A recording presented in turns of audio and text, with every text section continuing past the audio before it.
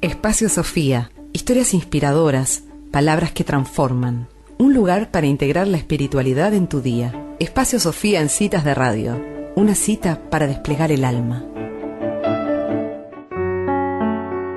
En el Espacio Sofía de esta semana tenemos el gusto de estar conversando con Dariela Sosa.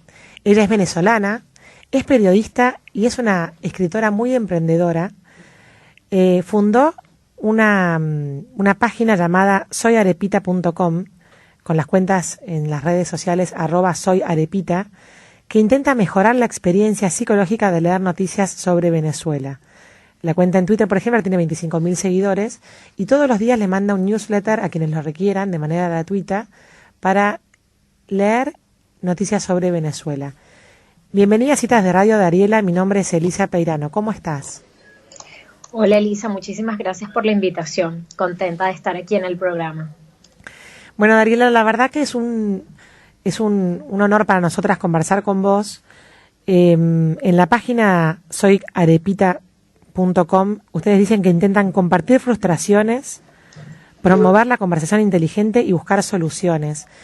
Para que nuestros oyentes dimensionen lo que está sucediendo en Venezuela, ¿querés contarnos como periodista cuál es la situación de la gente allí hoy, agosto del 2019? Por supuesto. Bueno, ser venezolano en 2019 es muy pesado emocionalmente, ya sea que estés dentro de las fronteras del país o fuera. Uh-huh. Y básicamente porque nuestra vida ha cambiado un montón en los últimos 10 años, ¿no? El deterioro no ha sido de un día para otro, ha sido progresivo, pero digamos que en los últimos 3 o 4 años todos los indicadores de calidad de vida han disminuido un montón. Uh-huh. La escasez ronda muchas veces el 70% de falta de alimentos, y ahora cuando hay alimentos son incomparables para la mayoría. El salario mínimo, por ejemplo, esta semana llegó a $2.75 mensuales. Eso, pues, debido a la devaluación del bolívar, a la hiperinflación que hace que cualquier ajuste que se haga, digamos, a las pocas semanas ya sea obsoleto, y sobre todo en un país en donde no se están produciendo casi cosas porque, digamos, por el régimen socialista al que está sometido, cosa que nunca pensamos que iba a ocurrir. O sea, ustedes me dicen a mí hace 15 años, Dariela, va a pasar esto con tu país, y yo digo, no creo, estás loco, o sea, eso no va a pasar en mi país, la gente no lo va a permitir. Pero lamentablemente no podemos dar nunca las democracias por sentado, uh-huh, ni a los países, uh-huh, por sentado. Entonces, bueno, imagínate que es eso, o sea, una persona o una familia se supone que tiene que vivir con al menos con un salario mínimo de $2.75 que tienen al menos el 50% de los venezolanos. Evidentemente la gente, mucha ha dejado de trabajar, otros tienen 3, 4 trabajos o buscan opciones informales para sobrevivir, ya sea a través de la buonería, de buscar vender cosas que tienen, y evidentemente esta situación impulsa una emigración sin precedentes. Entonces ya vemos que hay más de 4 millones de venezolanos que han salido del país en los últimos 2 años, y se espera que en 2020 esa cifra aumente mucho más, cosa que, bueno, evidentemente ya se nota en América Latina. En todos los países hay una inmigración muy importante de los venezolanos. Yo soy una de ellas, una migrante también. Uh-huh. Y bueno, digamos que es una crisis de un país que de alguna manera impacta también a toda una región. Uh-huh, uh-huh. Dariela, y Venezuela contaba con una democracia saludable, 40 años de democracia. ¿Qué pasó? ¿Qué pasó con ustedes cuando dijiste que nunca pensabas que iba a pasar lo que pasó? Claramente no vas a poner una clase de historia ahora, pero mirándolo con el tiempo, ¿qué fue lo que les sucedió? Mira, es una pregunta muy compleja y yo creo que la gente todavía se la está planteando. No hay una respuesta única, pero yo lo que creo que pasó fue una combinación de debilidad en las instituciones, uh-huh, de un país que tuvo un carrusel emocional y un carrusel económico muy grande, muchos de ustedes recordarán, o si no también sus padres, que Venezuela se conocía como un país rico en el siglo XX. Una vez que en 1920 descubren el petróleo, de alguna manera los ingresos de Venezuela se cuadruplican y bueno, hubo muchas oportunidades de desarrollo que en algunas partes se aprovecharon y en otras no. Digamos, toda nuestra infraestructura, edificios, carreteras se construyeron entre los 50 y los 60. Digamos que de alguna manera el poder adquisitivo de los venezolanos estaba muy alto y mucha gente de América Latina iba a trabajar allá porque había como muchas oportunidades, muchas cosas que construir. Sin embargo, hablan varios expertos de que eso era una ilusión de armonía, que realmente no, digamos, éramos como una especie de adolescentes en términos democráticos que de repente les cae una fortuna y que no están muy seguros de cómo aprovecharla.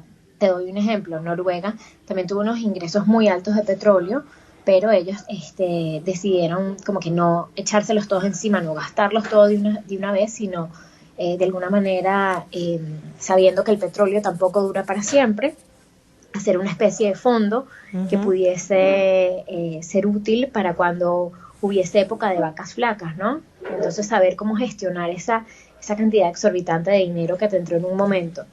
Yo creo que nosotros no tuvimos la capacidad de hacer eso y además nunca fortalecimos demasiado las instituciones. En 1998, cuando llega Hugo Chávez, un líder muy carismático, había un desencanto de la política que había comenzado a mediados de los 80.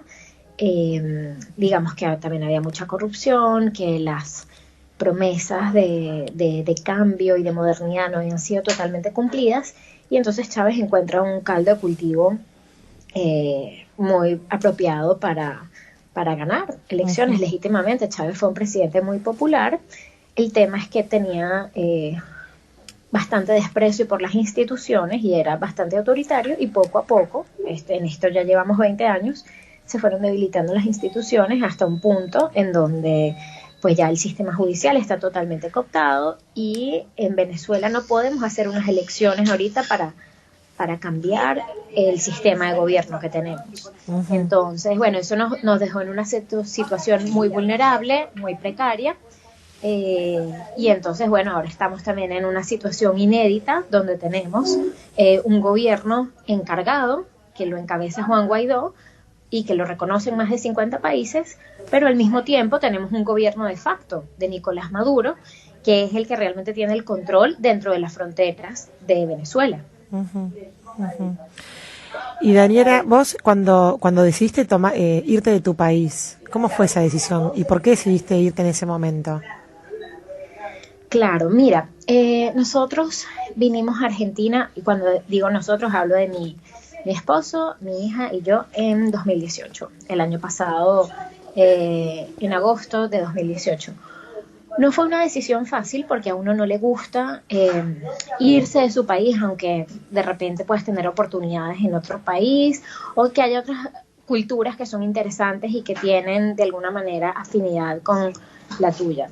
Pero llegó un momento en el que tu vida cotidiana empezaba a ser muy complicada, independientemente de cualquier del trabajo que tuvieras. Por ejemplo, yo tengo una hija de 4 años y a veces encontrar medicinas, un antibiótico para una infección que le dio era una tragedia, ¿no? Y tenías que recurrir a tus compañeros, a llamar a farmacias en otro país. Muchas veces te tenían que traer las medicinas en Bogotá, simplemente porque cuando un sistema está colapsando, cosas que no deberían ser problemas lo son.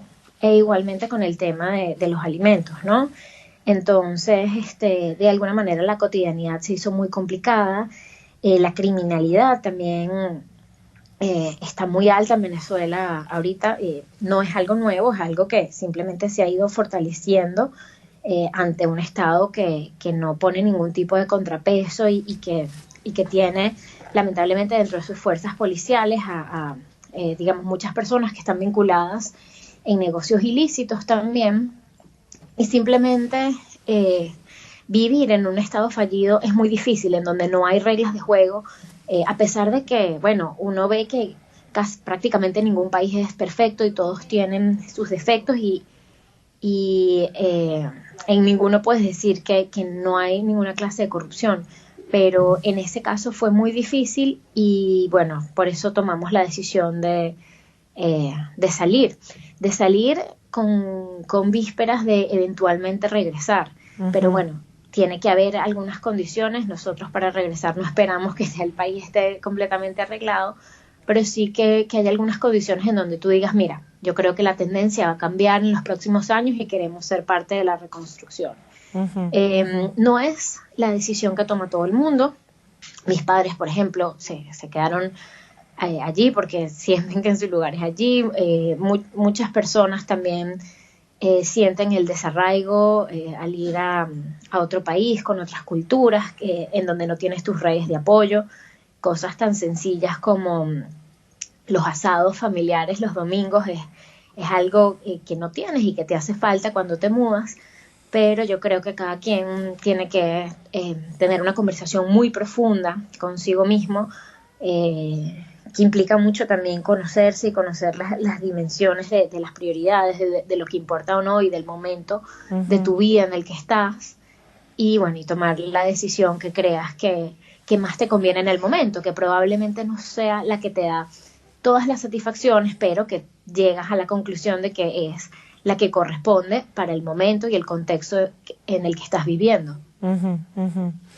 Ahora, qué valiente y qué difícil debe ser la decisión de seguir informando de lo que sucede en Venezuela, a pesar de que te duele y saber que no está ahí, y darte cuenta de que hay una comunidad que le duele saber lo que sucede. Entonces ustedes tratan de, cuando decís que hacer que la experiencia sea psicológicamente más agradable, ¿a qué te referís cuando soy Arepita?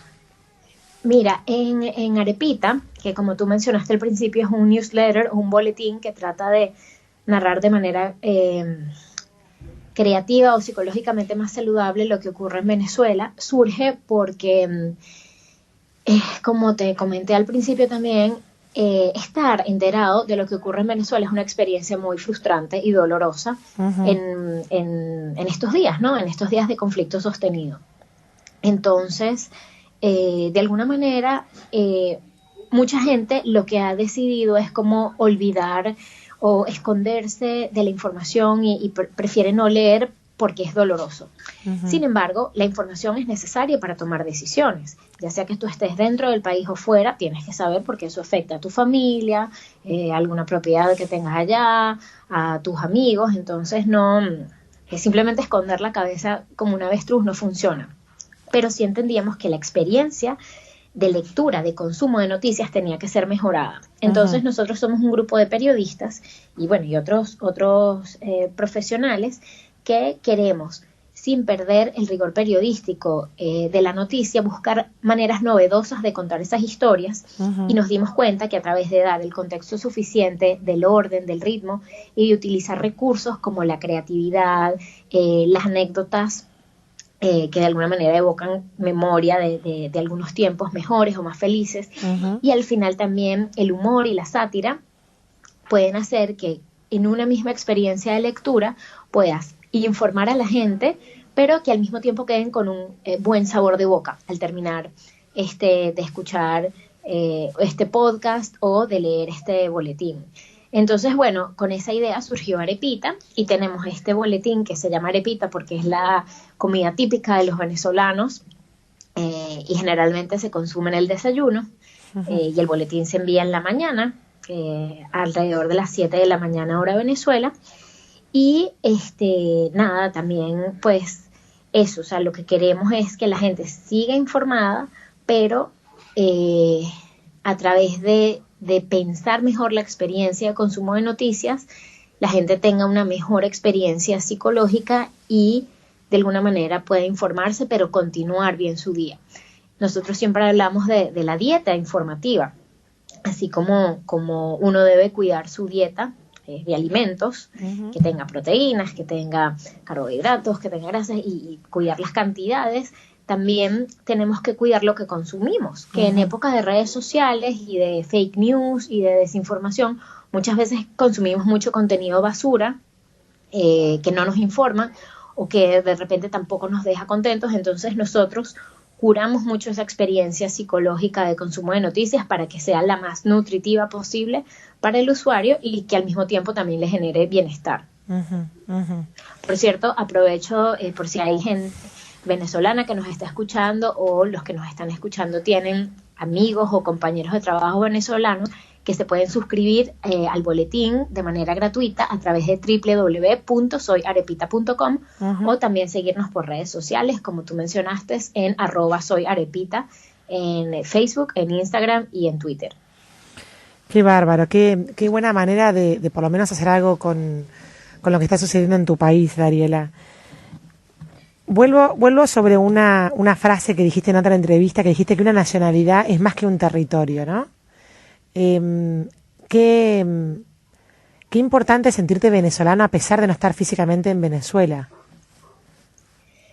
Sí, yo creo que uno va conociendo todo lo que impacta a la nacionalidad, a tu propia identidad,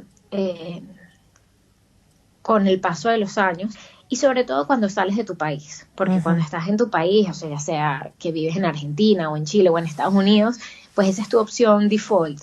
Pero una vez que tú sales empiezas a ver qué cosas de tu país llevas siempre contigo, qué cosas hay en el nuevo país que prefieres y qué cosas extrañas del viejo, ¿no? Entonces de alguna manera te das cuenta de que ningún país es perfecto y de que, por ejemplo, los venezolanos no somos particularmente superiores ni particularmente inferiores a otros seres humanos que somos bastante parecidos, pero bueno, uno muchas veces cuando solo ha vivido en su propio país, pues tienes estos prejuicios o creencias de que eres, o sea, de que, bueno, somos los mejores del mundo o somos los peores del mundo, que no podemos avanzar, no podemos hacer nada, y realmente te das cuenta de que no, de que en todos los países hay problemas y hay ventajas y que al final parece que lo que termina de diferenciar que a algunos países les vaya mejor que a otros es su capacidad de acción colectiva, o sea, de colaborar para tener un proyecto de país que de alguna manera funcione y de alguna manera hacer una especie de espacio donde la gente, los que son de ese país o los que van a vivir allí puedan desarrollar su máximo potencial. Entonces, para mí sí, ha sido, o sea, vivir en Argentina ha sido también un redescubrimiento de mi identidad venezolana desde otras facetas y también un descubrimiento de otras dimensiones de personales que a lo mejor yo no podía desarrollar tanto cuando vivía en Caracas, pero aquí en Buenos Aires sí puedo desarrollar. Ejemplo, la vida cultural argentina es mucho más compleja o más rica que en Caracas, por ejemplo.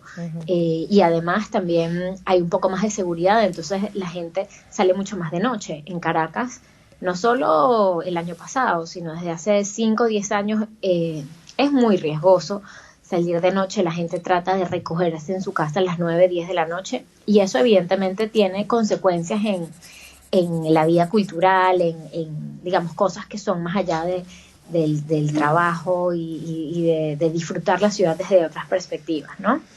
Entonces, bueno, creo que uno también tiene que ver esas cuestiones positivas de la migración, además de las evidentes de bueno, poder estar en un sitio que con sus problemas y todo, porque aquí en Argentina también los venezolanos y todos los que vivimos aquí nos preocupa la subida del dólar y la inestabilidad política o la incertidumbre. Pero bueno, es disfrutar también de las cosas que te ofrece el nuevo país que permiten conocerte a ti en nuevas dimensiones. Ahora, Dariela, estamos en año electoral y la verdad es que como nunca ha sonado el nombre de Venezuela en esta campaña, ¿no? Nuestros países han tenido un vínculo distinto al que ha tenido el resto de Latinoamérica, quizás con Venezuela. Hablo del gobierno anterior, ¿no? Del gobierno de Cristina Fernández de Kirchner. Y ahora en campaña ha sonado muchísimo el nombre de Venezuela. Han salido venezolanos también a manifestarse en algunas oportunidades. ¿Qué opinas de lo que está pasando en la Argentina?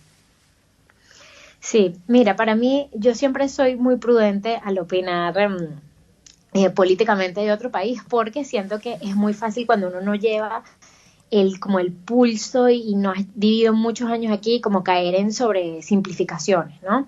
Pero bueno, sí te puedo decir que yo cuando vivía en Caracas vi mucho de la vinculación del gobierno de los Kirchner con Chávez, vinculación política, ideológica, económica, y bueno, por supuesto que no es algo que nos tranquiliza.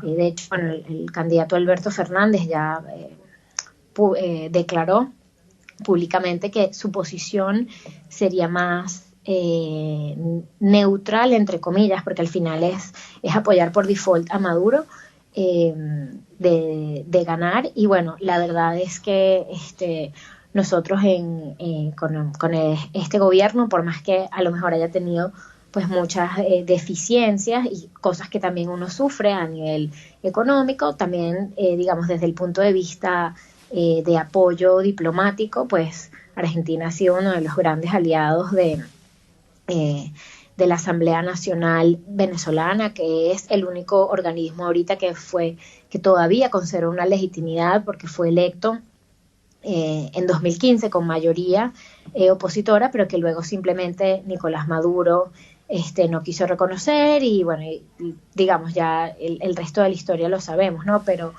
digamos que sí, para nosotros sería una pérdida el tema de dejar de contar con Argentina en términos de un aliado diplomático y que apoya la restitución democrática en nuestro país, ¿no? Claro, claro. ¿Te parece que la falta de institucionalidad que tenemos en la Argentina, que la sufrimos y estamos viéndola, nos puede llevar a un deterioro similar al que tuvieron en Venezuela, o no estamos en el mismo camino, digamos? Mira, las historias de los países son muy impredecibles, ¿no? Yo creo que si uno escribiera una telenovela no pudiese hacer, digamos, escenas y desenlaces tan inesperados como ocurren en la vida real. Claro. Por supuesto, yo espero que no pase, porque además, bueno, mi familia vive aquí, yo estoy embarazada y Dios mediante voy a tener un hijo argentino. Entonces Argentina es un país que ya yo quiero y que me importa. Yo creo que lo que ocurrió en Venezuela fue un conjunto también de coincidencias desafortunadas, y que hay muchos países que tienen eventualmente gobiernos de izquierda que no terminan siendo tan socialistas, tan corruptos, tan poco democráticos, ¿no? Tan dictatoriales. Uh-huh. Pero lo que sí es algo que siempre comento con mis amigos argentinos y de otros países, es que uno tiene que involucrarse directamente con el debate público del país y no esperar a que sea demasiado tarde. Uh-huh. Yo creo que en Venezuela muchas veces la gente es, desencantada de los políticos, normal, y de alguna manera frustrada, trató de no involucrarse con las políticas públicas, con las gestiones.